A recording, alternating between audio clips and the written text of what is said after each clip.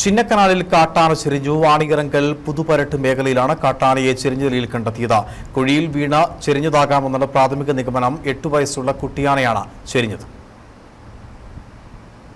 ഇന്ന് രാവിലെയാണ് കാട്ടാനയെ പുതുപ്പരട്ട് ഭാഗത്തെ ഏലത്തോട്ടത്തിൽ ചെരിഞ്ഞ നിലയിൽ കണ്ടെത്തിയത്. 8 വയസ്സുള്ള കുട്ടിയാനയാണ് ചെരിഞ്ഞത്.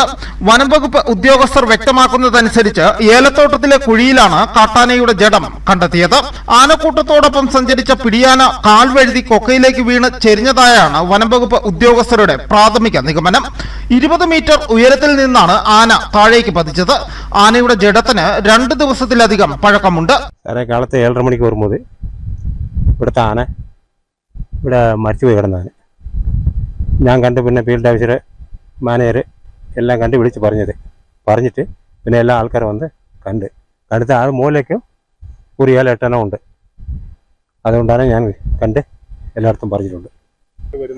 എപ്പോൾ വരും സാറേ, എപ്പോൾ വന്നിട്ട് നോക്കുമ്പോൾ അപ്പോൾ കാണാൻ പറ്റില്ല. ഇന്ന് കാണുമ്പോൾ ഇവിടെ മരിച്ചു കിടന്നത്. തേക്കടിയിൽ നിന്ന് വനംവകുപ്പ് വെറ്റിനറി സർജൻമാർ എത്തിയതിനു ശേഷം പോസ്റ്റ്മോർട്ടം നടത്തി സംസ്കരിക്കും. Devikulam forest range officer Akhil K Babu, Bodimettu section forest officer CK Sujith എന്നിവരുടെ നേതൃത്വത്തിലുള്ള സംഘം സ്ഥലത്ത് ക്യാമ്പ് ചെയ്യുന്നുണ്ട്.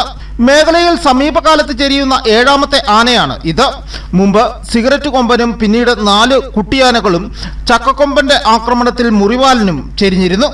ഇനി ചിന്നക്കനാലിൽ അവശേഷിക്കുന്നത് 17 ആനകൾ മാത്രമാണ്.